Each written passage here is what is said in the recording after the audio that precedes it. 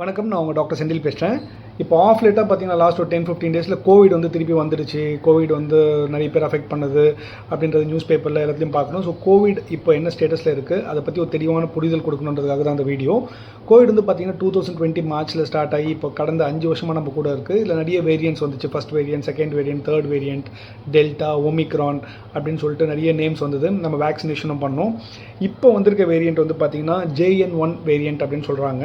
இப்போ டெஸ்ட் பண்ணி பார்த்ததில் ஒரு குட் நியூஸ் என்னென்னா, இதோட சிவியாரிட்டி ரொம்ப கம்மியாக இருக்குது. அதாவது இந்த தேர்ட் வேரியன்ட் இருந்தது இல்லைங்களா, ஒமிக்ரான் வேரியன்ட் அப்படின்னு சொன்னாங்களா, அது மாதிரி ரொம்ப மைல்டாக தான் இருக்குது. ஸோ இப்போ கோவிடில் அஃபெக்ட் ஆனீங்க அப்படின்னா நீங்கள் வேக்சினேஷன்லாம் எடுத்துருக்கனால ஆன்டிபாடிஸ் இருக்கும் உடம்புல. பட் ஆன்டிபாடிஸ் கொஞ்சம் கொஞ்சமாக கம்மியாகிட்டே வர ஸ்டேஜ்ன்றதுனால உங்களுக்கு ஜென்ரலாக cold, cough, throat pain, fever, body pain அப்படின்னு ஒரு 3 to 4 டேஸ் இருக்குது. ஒரு 5th டே கம்மியாகிடுது. இதில் ரொம்ப இன்ட்ரெஸ்டிங் ஃபேக்ட் என்னென்னு பார்த்தீங்கன்னா, இதோட சிவியாரிட்டி கம்மியாக இருந்தாலும் அதோட பரவும் தன்மை, டிரான்ஸ்மிசிபிலிட்டி ரொம்ப அதிகமாக இருக்குது ஆக்சுவலாக. ஸோ வீட்டில் ஒருத்தருக்கு கோவிட் வந்தது அப்படின்னா அது ஃபாஸ்ட்டாக அந்த வீட்லேயோ இல்லை அந்த தெருவிலையோ இல்லை அவங்க கூட க்ளோஸாக இருக்கவங்க எல்லாருக்கும் ஃபாஸ்ட்டாக பரகுது. இதுதான் நம்ம தடுக்கணும் ஆக்சுவலாக. இது ஃபாஸ்ட்டாக பரவுறதுனால என்ன பிரச்சனை வருதுன்னு பார்த்தீங்கன்னா, இந்த 75 to 80 இயர்ஸ்க்கு மேலே இருக்கவங்க, இம்யூனோ காம்ப்ரமைஸ்டாக இருக்கவங்க, இல்லை ஆல்ரெடி ஒரு பைபாஸ் சர்ஜரி பண்ணவங்க, kidney problem, liver problem, cancer problem, இது மாதிரி இருக்கிற சீனியர் சிட்டிசன்ஸ்க்கு இந்த கோவிட் போகும்போது கோவிட் சிவியாரிட்டி கம்மியாக இருந்தாலும் அதர் கோமாபிலிட்டிஸ் இருக்கிறதுனால அவங்களுக்கு அந்த ஆர்கன் அஃபெக்ட் ஆகிறதுனால சிவியாரிட்டி அதிகமாகி ஐசியூவில் அட்மிஷன் ஆக வேண்டியதாக இருக்குது.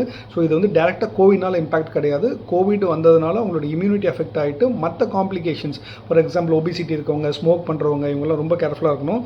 ஸோ அதனால் இந்த கோவிட் இதுக்கு மேலே நம்ம கூடயே அப்படியே இருக்க போகுது. இப்போ டைஃபாய்டு வந்துருச்சு, வைரல் இன்ஃபெக்ஷன் வந்துருச்சுன்னு சொல்கிறோம் இல்லையா, அது மாதிரி கோவிட் இதுக்கு மேலே பெர்மனெண்ட்டாக நம்ம கூட இருக்க போகுது.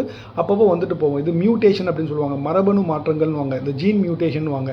இப்போ இருக்க கோவிட் அந்த JN1 மைல்டாக இருந்தாலும் அது போக போக உருமாற்றம் அடையலாம், மியூட்டேஷன் ஆகலாம், அது சிவியாரிட்டியாக ஆகலாம். ஸோ இப்போதைக்கு நம்ம பண்ண வேண்டியது கோல்டு, காஃப், ஃபீவர் ஏதாவது இருந்ததுன்னா மாஸ்க் போட்டு நம்ம ஐசோலேட் பண்ணிக்கணும். மற்றவங்களுக்கு அந்த இன்ஃபெக்ஷன்ஸ் எடுத்துகிட்டு போய் கொடுக்கக்கூடாது. ஏன்னா நம்மளுக்கு சிவியாரிட்டி கம்மியாக இருந்தாலும் அது வேறு யாராவது அஃபெக்ட் பண்ணி அவங்களோட உயிருக்கே கூட ஆபத்தாக வரலாம். இது தயவுசெய்து எல்லாருக்கும் ஷேர் பண்ணுங்கள். கோவிட்னால பயப்பட தேவையில்லை. யாருக்கு கோல்டு, காஃப் வந்தாலும் அவங்க ஐசோலேட் பண்ணிக்கோங்க, மாஸ்க் போட்டுக்குங்க. பொது இடத்துல போய் அதை ஸ்ப்ரெட் பண்ணாதீங்க, அவங்களுக்கு தெரிஞ்சோ தெரியாமலோ. Thank you, doctor Senthil, signing off.